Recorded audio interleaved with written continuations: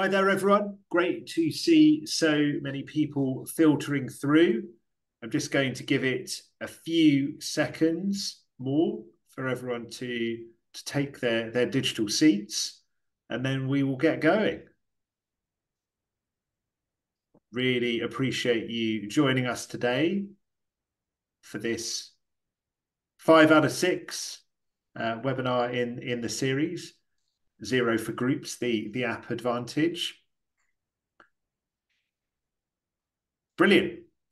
Well, look, let me get started with intros, and I'm sure there will be lots more people joining us over the coming minutes. So, I've been so looking forward to today. It's been an amazing first 2 days of the series. I actually got the opportunity to catch up with Michelle earlier, who's been attending this series and just signed up for a trial at May Day. And she was saying how valuable she's found it because it's so easy. You're in your day to day, you're kind of head down. And this has been a real sort of breath of fresh air, the ability to, see and hear different perspectives about what can be done. So that's amazing, and so grateful to everyone who has contributed and continues to contribute to the series. This is, like I say, webinar number 5 out of 6, the penultimate, and I'm really emphasising the ultimate in penultimate there, webinar of the series. Thank you so much to everyone for joining us. I'm just going to flag you. There's the Q&A section, which you'll see in the toolbar. We've got time for Q&A at the end, so please do fire through any and all questions, and we will pick those up. We're going to do intros. We'll then get into the rump of discussion around accounts payable for groups with Xero. We'll have the Q&A, and then I'll preview very briefly what's coming up in the final webinar in the series later today. So by way of intro, my name is David Tuck. I'm the co-founder and CEO at Mayday and also of CFO Tech Stack. I'm an accountant by training, so qualified at Deloitte, did my qualifications there, and then was twice a Xero using multi-entity finance leader. I've been an accounting tech entrepreneur for the last decade. I was previously the founder of Chaser, the accounts receivable solution, and I've building Mayday for the last nearly 3 years now with my co-founder Griff and our growing, amazing, talented team. So at Mayday, we are for larger Xero users. The majority of our customers have in-house finance teams. Our mission is to mend month end, starting with the needs of multi-entity businesses, so intercompany recharges, cross-entity bank reconciliation, keeping intercompany loans in balance. Our most recent review on the Xero App Store was titled Where Beautiful Accounting Software Meets Marvelous Multi-Entity Month End. And we now broadened beyond those multi-entity pain points into also enabling you to automate intra-entity allocations between departments. Now, we won Xero's Emerging App Partner of the Year award in April last year, and off the back of that did a shamelessly kind of titled webinar, Mayday, What's All the Fuss About, with a couple of our customers. And out of that, we realised there were broader issues that we were addressing, broader questions. Is Xero still the right system for me as a larger multi-entity business? And if yes, how long will that be the case? Indefinitely, or what will be the point that I outgrow it? And the nature of uncertainty is that when we don't know something, it leads us to act earlier. The ERP move, horrible and hectic, as one of our customers described it, is punitively expensive, and all of that is before 58% of ERP implementations fail. So we have this idea of ERP peace of mind, the peace of mind that I can successfully scale with Xero into my growth phase as a business, as a group. But there's an absence of precedent today, about how and what you can do. And so too many businesses make the wrong decision in the absence of that precedent. And to tackle that, we did our Building an Enterprise Level System with Xero webinar series in September last year, got incredible kind of feedback about that. And off the back of that, created CFO Tech Stack as our community offering with a mission to really create the resource that I wish I'd had as a multi-entity Xero using finance leader, to create the content and community to address that unmet need, to bridge that awareness gap and demystify and show what it is possible to do with Xero plus its ecosystem, and ultimately to provide that precedent of how a business can thrive and scale. We have a weekly newsletter that gets incredible kind of engagement and feedback. We've created the FLAC, the Finance Leader Advisory Council, as a representative body of finance leaders that use Xero. And watch this space for the launch of Stacked, the equivalent of XeroCon, the annual conference for in-house finance leaders are the audience for this series and want to see how they can scale. So this series, this is about groups specifically, and I'm just going to put up a couple of survey questions up on the screen now so that we find out who we've got with us today. And so, yeah, this series, it's very much about how can we be useful to our target customer. So I'll just give you a few seconds to answer those questions. How can we be useful to our target customer? It's not product marketing. It's not about how to build a best-in-class app stack. There's a reason I'm not wearing a Mayday t-shirt for any of these webinars. It's more broadly about, what it's possible to do. It's about righting a misconception. But equally, it's not about overcorrecting. It's not about replacing one myth with another. There will be times where it's right to move on from Xero and use an ERP system. So we want to touch on those as well. So I'm just going to bring the survey results up on the screen now. For those who have been able to fill those out. Who have we got with us today? Amazing. So yeah, we've got a lot of people already using Xero, and then some great groups within that. Xero is about beautiful business. This series is about how to be a gorgeous group, and that's my segue into introducing our fantastic panel today. So I'm really thrilled to have Sam, Hilary, and Tom with us to talk accounts payable for Xero using groups. So if I can, Sam, I'll come to you first, and then to Hilary, and then to Tom. Please do tell us a little bit about yourself. Awesome, thanks, David. I'm not sure about gorgeous, but we'll take it. We'll take it. So I'm Sam. I'm from Thornwich, one of the directors here. Thornwich, we're a firm of accountants, but we've got a real kind of tech aspect to the business. With 8 of us directly implementing Xero and supporting Xero day to day. We're huge Xero Platinum partners. We've won numerous awards, which we're really proud of, and our kind of main ethos is that Xero isn't just for small businesses. It can be for medium and large businesses. We will operate in certain verticals of different sectors. So education's one of them that's quite large for us, where you've got large groups of schools, for example, who have all these pain points we're going to talk about. And we've also got other businesses who will also have these sort of challenges. So we see things from both our internal efficiencies point of view, having 3 offices, but also then kind of selling the t-shirt that we wear to everybody in terms of all these different efficiencies we've gained ourselves. Amazing. Thanks so much, Sam. Great to have you with us. Hilary, over to you. Yeah, I'm Hilary. I'm the founder of Bridge Financials. David, you've pitched my strapline. You keep talking about bridging the gap, and that's why we set Bridge Financials up to bridge all sorts of gaps, but where people want to be and where they are and so on and so forth. Anyway, leaving that to one side. We specialize in Xero and apps advisory and consultancy and training. So we are chartered accountants, but that's very much our specialism rather than compliance, which we do some of, but not to any great extent. That can cover everything from a migration to Xero, from all sorts of systems, a full-blown systems and processes review followed by an implementation or recommendations. We can just do a restructure of an existing Xero, and we do a lot of work around that at the moment in terms of taking a Xero that someone's set up and actually helping them restructure it to maximize the efficiencies and also the outputs, because we do a lot of work around reporting and making sure you're getting the most out of the system. Because funnily enough, we still see a lot of stuff being done on spreadsheets. So that's what we do. Amazing. Thank you so much, Hilary. And Tom, over to you. Thanks, David. Yeah, so I'm one of the directors here at Lightyear. We started Lightyear about 6 years ago. Previous to Lightyear, we had the first AP automation solution in the market back in 2009, and it was catering for larger businesses. Had a lot of success with that product, sold it in 2014, but then we still saw a massive opportunity for a similar type of product in the kind of AP automation space. So that's how Lightyear came about. So we started the business really focused on the larger end of town. We work very, very closely with Xero. We're one of the kind of premium partners. About 60% of our base is Xero.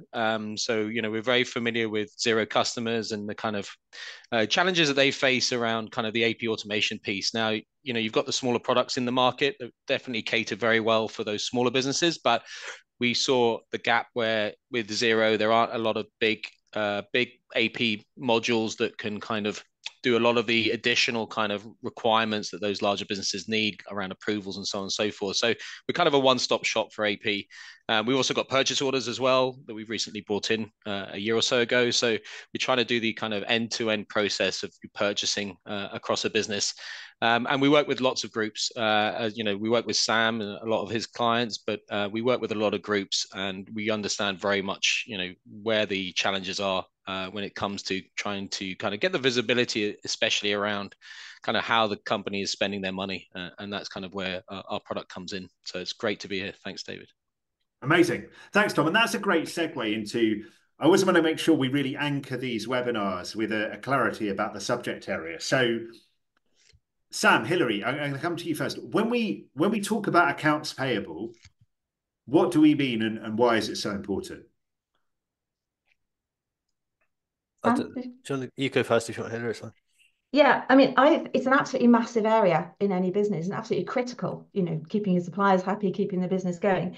For me, it covers the whole range of transactions, from purchase order through to purchase invoice, through to statement to payments. So you really are looking at something that covers that end to end. And within that process, you've got multiple teams potentially being involved. You've got some very complex approvals, particularly once you start getting into groups. You can have people all over the country, different locations. You've got to have that ease of access. So, and also it can depend on the type of group as well. So, for example, we've got couple of groups of restaurants. So each restaurant is set up as an individual company. You've got a holding company, a management company. So you've got one common team at the center of that, the finance team, but you've got multiple entities. Then you've got different businesses with common ownership, maybe different types of entities, types of different businesses within that, maybe with multiple accounting teams as well. So it's more widespread. It's not just so centralized. And then the other type of group we work a lot with is actually a not-for-profit group, charity plus a trading entity. And with there, you've got common control, you've got a central finance team, but you've got a really high requirement in terms of being able to monitor spend against budget pre-committing. So at the time of placing a PO, you've got to be able to monitor against budget then, you've got to be able to track it, you've got to have a full audit trail. So although you do get that within commercial entities as well, it's absolutely critical in not-for-profits to get that set up. Love it. Thank you so much. Sam, anything to add to that? Yeah, so that's encompassed quite a lot there. I think that just to kind of answer the question a bit further as well, David, in terms of accounts payable, I think a lot of people see accounts payable on their balance sheet and see, oh, that's what we need to pay. But there's actually a lot of process that needs to be done before that. So as part of everybody's professional training, they all learn about what was trade creditors, now accounts payables, and they sort of say, okay, so yeah, we need to pay the bills, but actually, to me, a real well-worked accounts payable solution actually prevents maybe things slipping through the net, or as Hilary's mentioned, the whole pre-approval on purchase ordering and making sure the budget holders have got access to maybe just their own particular areas to spend on, rather than the whole kind of business almost having access to everything as such there. I think that's really important. Also that a lot of people still see accounts payable as something that is reactive, when actually you can be quite proactive with it, because people are used to the legacy systems. They're fantastic, the decks, so don't get me wrong, they're brilliant for kind of taking the photo and then coding it up. But actually, what happens before you even get that document is the kind of bit that I think a lot of, especially large organizations, strive for. Amazing. And Tom, just quickly, anything to add from your side? Yeah, I think for me, it's around giving insights to the business. I think people take the AP team as like just processors, right? Who just sit there and key data in, and they can add a huge amount of value to the business. And I feel that, if they have the visibility of the purchasing that's going on across the business, if they can understand what's being bought, who's being bought by, against what budgets it's being bought by, they can then give, from some great reporting tools, they can give really great insights in real time as well. And I think that's always the key. I think a lot of these businesses are reactive to, once they've done their month-end accounts or whatever that might be, they're looking at numbers and going, oh, we're not making any money, or, we've overspent in this area and stuff like that. But if you can pick that up in real time and give those insights to the business and to the directors, then that gives them those opportunities to make really clever business decisions and pivot really quickly where necessary as well. Amazing. So look, that's framed things brilliantly in terms of our subject area for this webinar. So this series is about Xero for Groups and the app advantage. Before we get into the ecosystem and how that can address pains when it comes to accounts payable, I want to make sure that we don't blow past what Xero itself does from an accounts payable standpoint. So again, Sam, I'll come to you first, and then to Hilary. What is there in Xero natively that if you have to sort of make a fist in isolation of the functionality that's in Xero for your accounts payable process, what have you got kind of available to you there? Yeah, so you've got so Xero's obviously got the ability to email the bills directly in. So if we're just talking pure Xero, which is useful for, in particular, small one-man bands or maybe smaller finance teams to use where there's only one or two people involved in that process. There is obviously the AI that is improving on Xero in terms of capturing that data as well.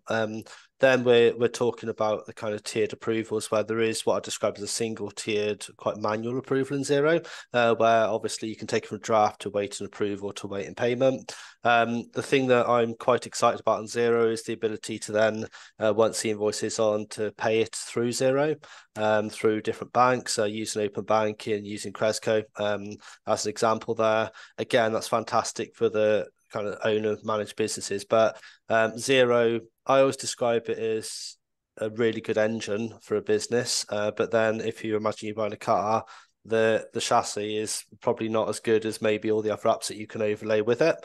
So I think accounts payable, Xero does all the double entry for you, does all the bits you need to, but it's only got that kind of single tier approval really. And then the payments, it can be quite limited again because it's often quite singular in terms of who can actually approve what. Amazing. Thanks for that, Sam. Hilary, from your side. Yeah, I think Sam covered off most of the strong points of Xero. I think one thing that we encourage clients to use is the plan dates for making payments. So you're tracking your invoice date, the tax point date, you track the due date, but then you can track your plan date, and then you're using that for creating payment runs. And I think particularly for people moving from systems maybe such as Sage 200 or something like that, where they're used to using the supplier payment run process, that is actually a really neat way of being able to manage it. Yeah, it doesn't have those multi-tiered approvals, and for anything like that, you would need to move to another system. But this ability to manage that, then to use something like Cresco for pushing the payments out, I think is really strong. Also, because within Xero, you've got a really complex ability to build a good chart of accounts and tracking.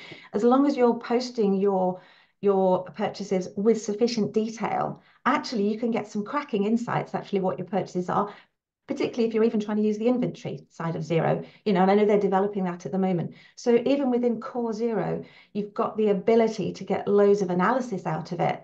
And one of the things we always say to people is when you're entering transactions, don't be afraid to enter detail. Don't just put goods or something like that, because whoever is then using Xero to get those insights want to know what it is. Yes, you've got the attachment, because obviously you'll have used some sort of document capture as the basic. But you want to be able to see on the report without drilling in and having to open a PDF. So and create a chart of accounts that works for you. Use the tracking to get those insights. And that originates from the transaction and originates through AP. Amazing.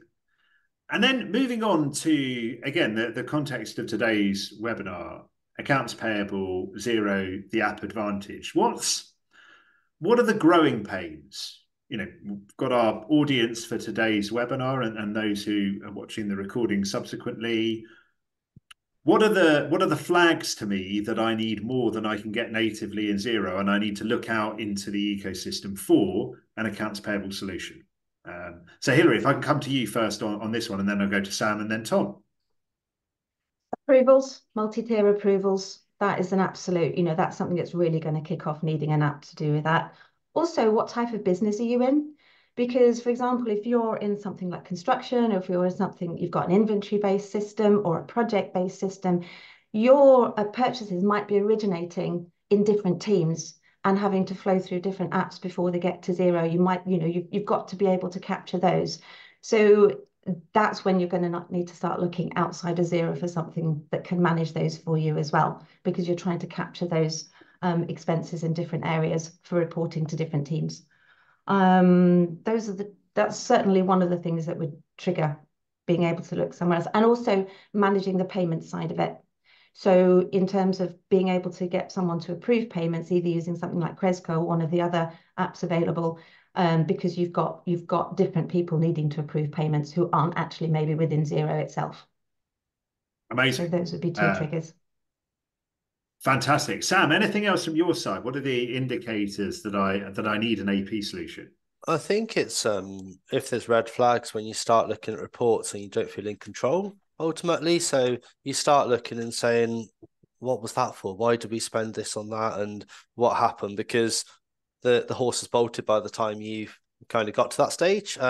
Also, all the bits that Hilary said, they're really valid. I think that if people are using tracking in Xero in particular, and they might have different sites. So if they've got separate Xero data sets, I would say an AP solution would make sense, full stop, to be fair, because then you've got potentially a tiered approval system where there's certain people who need to approve across the whole group. But even if they've got the tracking options, then they might say, well, actually, we're kind of losing sight now of what shop A is doing versus shop B, or site A versus site B. So I think that's really relevant. I just think that if there's any red flags to do with any invoices or any data, it's not just about the invoices such, it's also the accuracy of the data, because these tools just overlay, and they do put your accuracy on steroids to some degree as well. So it's well worth kind of just looking at those flags as well. But the other thing, I think that if people are maybe growing their business, so there's more, let's say, more entities being added to the group, and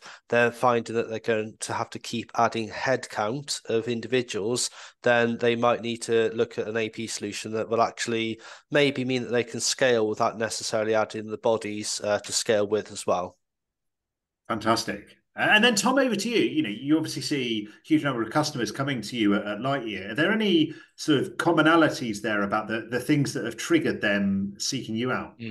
Yeah, there's quite a number of them, and they've already, a lot of them have already been mentioned. But for me, I think it's when you're starting to see problems or issues with the data in Xero as well. So if you're seeing errors, because look, the hub docs of the world, the decks of the world, they'll give you summary data, but if you need the detail of that data then stripped out to different tracking categories or GL codes, whatever that might be, and you're not getting that information, you're having to manually start doing stuff in Xero to kind of adjust that or make that more relevant for you. That's when you can start thinking about, well, is there a system out there that can do that for me, so that I'm literally just looking at my Xero account for analysis and reporting, as opposed to actually having to do any manipulation of any data within it.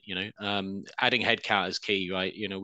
We track a lot of customers from their recruitment, what they're doing, so I'm starting to recruit people. Okay, well, we might get in touch with you, because if you're looking for an AP person, there's probably an app out there that will probably be able to help you avoid you having to pay for another person in the team. But what I also see is, like, a lot of people leave the AP space, or they're on a journey into either accounting or whatever that might be. So if you want to hold on to your staff and you want to hold on to those people, you need to be able to give them more automation so they can do more added value tasks. And I think if you're not providing with them that development roadmap, or giving them more kind of jobs to do that are kind of more interesting, you're going to just end up having a recurring occurrence of recruitment. And everyone knows, for a business even of a medium size, recruitment is one of the biggest pain points. It takes for a long time, and there's that whole trust element as well. So I definitely say it's around kind of making sure that if you're starting to use Xero and you're starting to go in there and you're starting to have to adjust things, VAT and all that kind of stuff, then that means that there's something out there that hopefully can help you out. Amazing. Well, that's brilliant, and that's a great kind of build up to the headline act, so to speak, of this webinar, of what it's possible to do with Xero and its ecosystem when it comes to accounts payable. So Sam, I'd love to come to you first for paint us a picture of what it's possible to do, and then I'll come to Hilary in the same vein, and then Tom, with the perspective you have looking across your customer base at Lightyear. But yeah, Sam, over to you. Yeah, so we often get so we do get some people who are using Xero already, and then approach us to say, look, this doesn't work because of X, Y, or Z, and then we find out they're just using basic Xero. But a lot of our new new customers, clients, they're actually not using Xero. They're using, say, a Sage or a big kind of ERP equivalent solution, basically, that's quite sector specific as well. I guess that they come with common pain points of a load of paper being flying about all over not just all over the building, sometimes multiple buildings. And we had a story last week of where the repairs man for each school then also, as part of his trip, literally puts the paper from this place to another, and he goes to, I think it was 5 schools, one site, one every day, and that obviously just adds a week to lead time straight away. So we're getting a lot of sort of issues where things are stuck in trays. We're also getting finance teams who get nasty surprises. So in terms of all of a sudden they've got that, those 50 invoices just appear on their desk that need to be paid yesterday is quite common, and they have no idea what's happened with X or Y. Now, in terms of how we deliver that, we scope out their sort of requirements. So the multi-layer approvals is a great example there, and we often have businesses who need the purchase orders and the payments. So we'll talk to them about an accounts payable solution. I'm going to use Lightyear as the example here. So we will actually kind of scope out what they need on the workflows, what budget holders are there. They will then give the budget holders in particular access to Lightyear, where they can raise their requests for POs electronically. That then can go through what is known as a scheme of delegation, where certain approval limits go to certain individuals. It automatically flows through, and then at the end of it, that gets approved for spend. Then the best bit about any AP solution, in my opinion, is that I still, even though it's kind of 10 years old now, the OCR bit, I think that's fascinating still. The fact that somebody can automatically pop something in, and then it creates that link between an order or a delivery or three-way match, depending upon the solutions you use there. And then I guess it just automatically flows through to Xero. So the internal finance team, we can now structure it where some of them don't even need access to the core finance system. They could just have access to their AP system, and the core finance system is for the management accountants and maybe the people who do the bank rec, etc., on that. So it's all about really just lifting everything, making it as electronic and automated as possible. The other thing to note is I didn't know quite when to jump in earlier on it, but I know that Tom and Hilary were both talking about the people aspect of how many people you get as headcount. We often get a lot of businesses who say, look, I'm a bit worried about this change because have I got to make hard decisions on who to keep and who to lose from the team with all these efficiencies? We see a lot of businesses now who actually have a certain individual in the role to actually look at their purchasing across the whole group. So they can still kind of look at what cost savings they can have, start negotiating contracts with suppliers across the whole group. And that should pay that person's salary 3- or 4-fold every year, really, to some degree in the cost efficiencies they have. So that's just a kind of snapshot about the AP side of things that we see.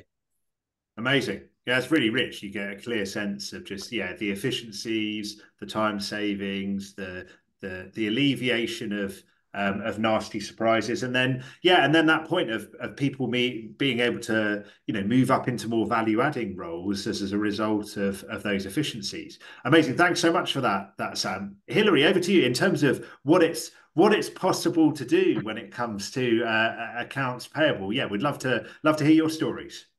Yeah, it's really interesting when you start to talk to people about how they're managing it at the moment, maybe before they've moved on to Xero, and the creative use you see of file trees and moving documents from a folder to a folder to folder as it's getting approved, and then sort of back and then finally onto the system.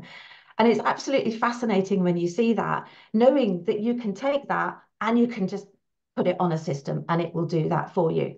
And that realization on people's faces when they actually see it in practice, it makes the job worthwhile, because you really are transforming what they do. You're taking away so much time that they are spending. And it's not time that, it's not like they've got loads of time to spare. It's stopping them doing other things. So by putting it into a system which is automating that whole approval process, capturing it into the finance system, what the finance team have then got time for is people that say, how much have I spent of my budget? Because at the moment, they don't have the time for that. So you're freeing up time to do those more valuable things. One of the other things that we see is, in fact, take for an example, the group of restaurants that we work with. They actually push all of their purchases through their operational system, which manages the tills and everything as well. But so they, by putting it all into that one system, which then pushes through to Xero, they are getting those group insights into the purchasing, so they can get it at entity level and they can get it at group level but what we've set up is a system where they're not having to double handle the transaction. You've got the restaurant managers raising the orders, you've got the finance team putting the invoices on the system, and never the twain. You've got the system flowing through. So that when you look at one system, it should match the other. Okay, there might be differences, certainly in the early days, but you learn to understand how to reconcile between the two. So again, I think Tom made this point earlier, that we've got sort of the operational task-driven side to AP, but we've also got the reporting, the insights, and dare I say, the cash management as well. Because, you want to be able to manage the cash. When are you going to pay people? You want to get those insights. And it's no point if the invoice is held up somewhere in the system because no one's had time to get around to move it from one folder to another. The other sorts of pain points that we get are when we have got these other operational systems. So, for example, a business that's got an inventory system. So all the purchasing of stock is done through a different system. How do you get that in without double counting or making sure you've still got that quality of information and building the approvals into that as well? And certainly the larger and more complex a group gets, the more likely you are to have different operational processes in different entities. And being able to have something in place that mirrors the requirements across the group it can be quite challenging when you've got those sorts of complexities. Another thing you often see, if you've got one finance team managing multiple entities, quite simply, has the transaction gone into the right entity? It's simple things like that. Has your supplier billed the correct company? You've got to have controls in place to make sure you're picking that up. And then something I know very dear to your heart, David, intercompany payables and receivables. How much time do people spend sort of making sure it's gone from one to the other? Does it have to go through an approval process when it gets into the receiving company? So, someone really should invent an app for that, shouldn't they, David? So, well, yeah, great billing from our side, Hilary, because in the coming weeks will be our balancer product for matching by contact, AR and AP. So that end result will be a thing of the past because you'll be able to spot it and address it instantly. Amazing, Hilary. Thank you so much, and to you and Sam, such rich insights there. Tom, anything from your side to add to that? Looking at your customer base, the kind of the state that they were in when they started using Lightyear and where they've been able to go to. We'd love to hear some stories from your side. Yeah, I think the first thing we're very similar to kind of how Sam kind of approaches his clients as well, is that we really try and scope out and talk through and walk through that whole process end to end with them, and really dive deep and question their questions at each point, to get the real understanding of the pain points that they're inflicting on themselves basically through that whole process. And once you've got that laid out, that gets them thinking. And then if you can deliver something that's going to kind of fully automate, well, not fully automate, but make that process a lot easier and a lot simpler for them, it's a leap of faith for them as well. I'm sure that Hilary and Sam have faced that with customers where they're just like, oh, this is nerve-wracking, it's all going to go digital, I'm not going to have pieces of paper anymore. It's that safety net of having a piece of paper in front of them. But once you can get them convinced on that point, as soon as they get into the system and start using it, it just, it's night and day for them, and what I find one of the big things that they love about our system or any AP automation system out there is the visibility and the controls they have in people buying stuff. Because like with the schools, and I'm sure Sam's aware of this, an Amazon business account gets used pretty much by every teacher across the school, and they go off and buy whatever they want, and because Amazon can't restrict them, they can go off and buy absolutely anything they want. And then the poor finance team have to kind of consolidate it all, understand why they're buying it from this supplier when they've maybe made a deal with another supplier, so those kind of controls are really important. And then it gives finance a lot more control on what people are doing across the business as well. And I think that's really key. And that's where I've seen people come to us and go, look, we just got no idea what's going on across the business, who's buying what, and we're getting invoices through and directors are buying stuff, and so it's really trying to get that control in place. But I also feel like the approvers are always the most challenging people maybe to get over the line in terms of using technology. They're typically, as I said, teachers, or we have chefs, or whoever that might be across the business. Those individuals, even though they're very reticent in taking on the technology, when you actually show them how easy it is for them to do their approvals moving forward, they're like, wow, this is game changing for them, because it gives them about an hour a day, maybe an hour or 2 or 3 hours a week back to them, because they're normally, what they're doing is they're taking the paper, they're signing off. They might be driving up to head office, like Sam mentioned. We've got a pharmacy group down in the south of Ireland where each regional manager comes to the office every week, 2-hour drive there and back. So, it's about giving those people the opportunity to kind of take a lot of their admin work off their plate, and giving them do the job that they're paid to do, which is teach or cook or whatever that might be, And so it's difficult to convince them, but once you get them in front of the application and you get to show them how easy it is on a mobile phone to just do your approvals, because everyone's on their phones, that really, really helps. And that then obviously helps the finance team, because then they get everything through a lot quicker. Month-end accounts being done at a lot speedier pace as well. So, that's for me is kind of the key piece is just making their lives a lot easier. But then also, as Hilary said, is then going, right, well, what are we going to do with this time back? They're either really stretched, they typically are, so that they get the time back so they can actually spend some time with their families or whatever that might be.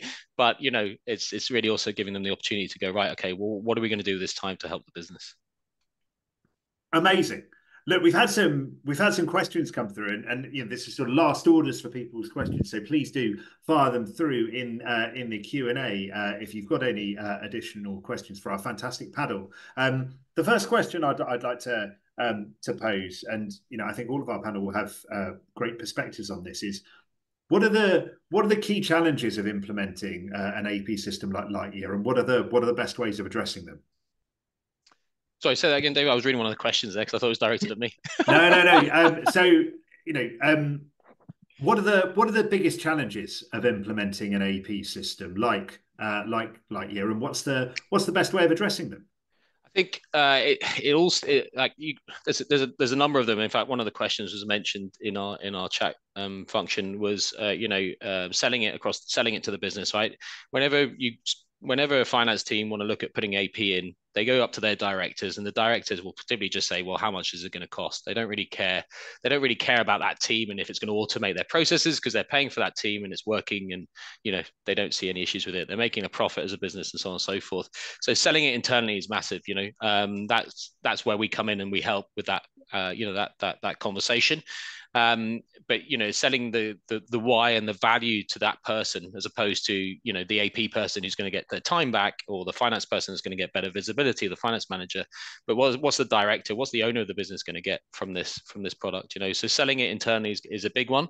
The implementation piece is really key, and we handhold all our customers. So we have an implementation team that literally kind of do all the heavy lifting for them, and that's one of the things where time is obviously of the essence for everybody. And whenever you speak to the finance teams, we don't have time for this, we don't have time to implement, and you're like, well, look, if we take this off your hands and give you just a few hours of training, once a week, every couple of weeks, we'll get you to a good place in 4 to 6 weeks, and then you're never, you're not going to know what's hit you, in terms of what time you're going to get back. So I think if you're a finance director or finance manager of a team, of a group of businesses, you need to give up some time to dedicate to getting that software implemented, because if you don't allocate your team to have enough time on the product to practice or to get them used to it, you're always going to be chasing your tail, and then they're going to be coming back, the system doesn't work, and I've had that a few times. It's like, the system doesn't work. Well, it's not the system that doesn't work, you're not using it in the correct way, and that's, I think Hilary mentioned that pre-call about a client yesterday, right? So I think it's making sure that you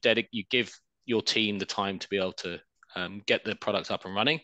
But it's really important to pick the right solution for your needs and pain points. I think we're not always the right solution, and I've called it out to prospects that have come on to calls with me, and I said, actually, we're not the right product for you. Maybe want to look at these other ones. But it's really identifying your pains and your needs, and where are going to be the big wins. With software, you're never going to get everything potentially, right? There's occasionally it'll hit the mark 100%, but there'll always be about 80 or 90%. So you've got to weigh up your pros and cons. So when you're sitting there and you're going, right, well, what's going to add the most value for me here? So when you're selecting your product, okay, well, I'm going to get all this time back with this solution, but I might get a bit more clarity on reporting on this solution. Okay, well, what's more important? So it's just really key to understand that and weighing up those options. Amazing. Hilary, Sam, anything to add from your side in terms of the challenges of implementing and how best to address them? Can I just add something on what Tom was just saying there in terms of, I think it's really important to address whether it's going to work for you, etc. But also, I think it's also worth people asking themselves the question of what happens if we don't do this? So if we then add further organisations in a few years' time, are we going to be able to scale? Is it future-proofed, etc.? So we have clients who, there's a 3-school trust that we've been working with. It's a bit of a sledgehammer to crack a nut for them right now, but actually got plans to be a 10-school trust in 18 months' time. So in that case, we say, look, yes, let's get your core finance team embedded now. Then when you get the 4th, 5th, 6th school, it's going to be a lot easier for you. So I think if people just challenge themselves to go, well, what if I don't do this? What's my life going to look like in a year's time or something? That's really important. Just to extend on Tom's point there. Love it. Thanks. And I think Tom also made the point about, making sure you get the right fit. And one of the things that we do with our clients is always doing that systems and processes review, a deep dive actually into what are you doing now? What are you not doing? What are your objectives? To make sure that you then end up being able to go out to market and find the right product. And it's so great to hear Tom saying that he'll say to people, no, we're not the right fit for you. Because the last thing you want to do is go to someone who will desperately try and shoehorn you into their product just for the sake of getting a sale. And we see that a lot with that, lots in the AP space. And it's really disheartening because, so what you need to do is make sure you've taken the time to find out what it is you need. And AP is at the core of a business because, if you're not buying things, if you're not paying for things, you don't have a business. And it impacts on other people. So, for example, I mentioned earlier about, freeing up time in the AP team to enable them to answer questions from other people in the business as to where they are against budget and so on. So where are people tracking cost offline?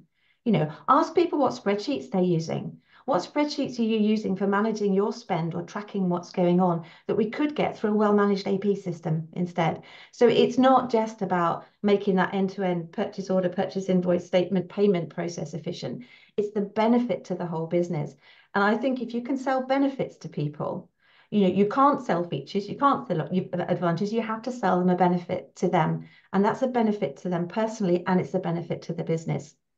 And I think when you can do that, then you can get a good implementation. Fantastic. I think sorry, just one you go, Sam. David, is also I think it's a great opportunity for people to streamline their operations because when they've got lots of different businesses coming on board all as part of a group, there's often no one way of working. So the ability to actually say, you know what, let's challenge what we currently do, because constantly we hear, well, that's not how we do it at the moment. It's like just because they're changing system, it doesn't mean they have to change, but quite often it's an opportunity to kind of visit the efficiencies there. So I think just to extend is to give that identity of this is how our group works this way, then it makes it much easier for the CFO or equivalent to actually embed the change quite quickly as well. And then just final question before we wrap up. And this is a group-specific webinar series, and this is very much a group-specific question around. So in here, what is sort of best practice from your side? Do you have any thoughts around, where you're a group of, say, 10 companies, centralizing accounts payable in one entity, or running it locally across the different entities? So Hilary, Sam, I'd love to get your thoughts on that first. We tend to work with centralized groups, but because the types of groups that we're working with, then it works for them, like the restaurant group, for example. So for them, it works having that centralized control.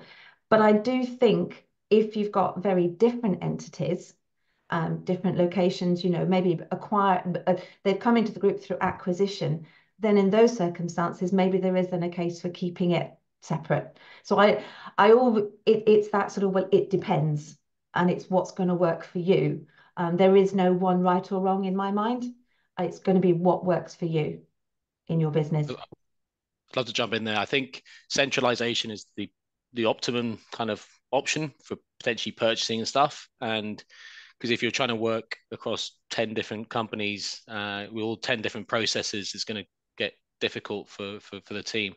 The problem with that is getting a business that you've just bought and if they've got their own finance team, to get them to convert to the way that you do things, right? Or to centralize it all, and then you're going to lose staff across those entities potentially, or they're going to all move into that centralized team. So the practicality of it is probably a lot harder than the actual, the optimum kind of possibility. So you might have to adapt, as Hilary was saying, to what each company needs to do and how they do it slightly differently.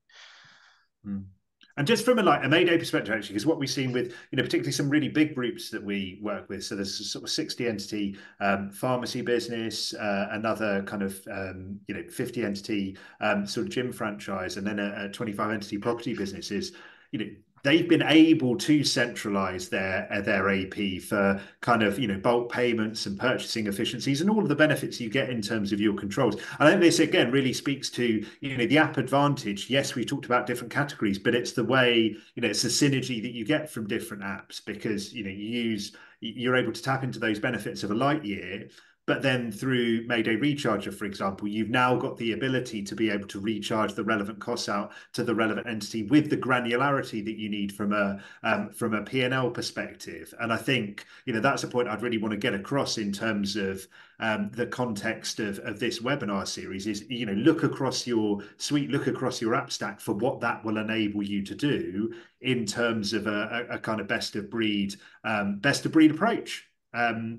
And look, in that sense, I guess, that's a top tip from me when it comes to scaling with Xero. I'd love to come to our fantastic panel for their sort of overarching top tip for scaling with Xero as a group. So Tom, if I could come to you first, and then I'll go to Sam and then to Hilary. Yeah, I think I'm no Xero expert, but for me, Xero's probably got the biggest marketplace of apps out there for you to choose from. So there's a lot out there. It's incredibly difficult if you're not familiar with them all, or familiar with a lot of them, to be able to pick the right ones. And again, that's the likes of Hilary and Sam are there for businesses like that, because they know the ecosystem a lot better than I do, and so they can give some really strong advice on that piece. Centralizing purchasing, though, I feel that I think, Sam, we worked on a number of schools together where if you've got one person handling all the purchasing for the school, to try and get teachers onto a purchase order module system, or chefs, or anyone in those typical industries, you're not going to get them on them easily, and they're going to make a lot of mistakes. So if you can centralize that purchasing piece through an app of some kind, and have somebody in-house doing that in a kind of centralized office, you'll have a lot better control over all those kind of things as well. But yeah, I'd probably pass on to the other two in terms of kind of that element of kind of the Xero piece, because they're much bigger experts than I am. I think amazing. Yeah, I'm married to a teacher, so I know exactly what you're talking about, Tom. So in terms of the actual Xero ecosystem, I guess I think it is really important just to understand the difference between having one Xero data set and multiple Xero data sets. So that's crucial. And to be honest, if you've never used Xero before, you will not know the difference. Technically, I guess, but that's where the likes of Hilary and myself and other people will come in terms of being able to support you. Not from a kind of sales point of view, but actually just to say, look, these are the sort of things that people are using at the moment. There are all sorts of apps out there now that are tackling both kind of multi-organization, if you like, but also using the kind of sub-level of the tracking within the organization. So it's kind of I guess look to see what's out there, and also just don't dismiss Xero, because it is badged as a small business software. The simple reason for that is because 99% of businesses in the UK are small. So guess what's going to put the most bums on seats? It's simple, really. So I think don't dismiss it is the big thing, but just reach out to those who maybe are specialists in certain verticals as well, because there's certain verticals that work better for certain sort of types of businesses, but certain app stacks that work better for certain businesses. So they've been tried, tested, and we know that they work. So feel free to obviously reach out to people about those. I just want to say, I think ERP is your last port, so if you stick with Xero, find the apps that potentially can kind of support you on your journey, and then ERP is the last you know, if you really can't find what you're looking for with Xero and the group of apps that they have available for you, then potentially an ERP conversation needs to happen, you know. But be very mindful of that, because it's they're a beast to implement and get right. You know, they're great systems. Don't get me wrong, there's some great systems out there, but they're very difficult to get right if you've got quite a small team and nobody who's kind of really kind of technically minded, if that makes sense.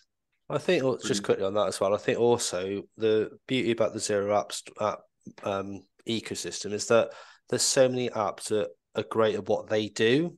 So an ERP system is going to come in and be good at a lot of these things, but not great at it. And I think that's a really valid sort of point in particular, that you can actually, people talk about app fatigue, having too many apps, but if you've got 4 or 5 apps, that's no different to having 4 or 5 modules on an ERP system, in my opinion. Right. And Hilary, close us off. I think anybody in that position needs to take the time to actually understand what their processes are, what the problems are that they need to solve. When we're doing systems and processes review, we always, my colleague Matthew always talks about a spreadsheet amnesty. So get people to confess where they're using spreadsheets, because if there's a spreadsheet someone's using, the chances are there's an app that will do it for them. And so take that time. Don't jump in, because you can make a very time-consuming mistake. Might not be that expensive in terms of cash terms and subscriptions, but it can really set you back. So take the time to plan and to have that sort of housekeeping done, to have a document that maps out all of your processes, particularly if you're dealing with multiple entities. What are the common points? What are the differences between them? What do you need to put in each of those entities that might be different? But what is the common ground? So what, you know, AP, where can you have that commonality across all the different entities? And also don't just focus on what's going on think about what's coming out, because too often people forget about the reporting. They forget about the consolidated cash flow. They forget about the consolidated reporting. So make sure that your Xero is structured. Be creative with your use of the nominal ledger chart of accounts, with the tracking, and don't dismiss Xero in-app reporting, because those custom reports are really powerful when you've got everything going in properly. So take the time would be my suggestion. Amazing. Well, look, thank you so much. I'm conscious we've run over a little bit of time, but like, it's a testament to the quality of the insights that our panel delivered. That you know, next to no one has left us. So thank you so much to our panel. This was, like I say, the penultimate webinar in the series. We've got the next one coming up in just over an hour when it comes to foreign exchange. So please do join us for that. Thank you so much for joining us today. Thank you to Tom, thank you to Hilary, and thank you to Sam for being so generous with your insights. Please do follow us on CFO Tech Stack. Watch this space for more content from coming up with us about how you can scale with Xero, and watch this space for Stacked, the Xerocon equivalent for in-house finance teams this September. Thank you very much. Have a great rest of your day. Thanks, everyone. Thanks, everyone. Bye. Bye. Bye-bye.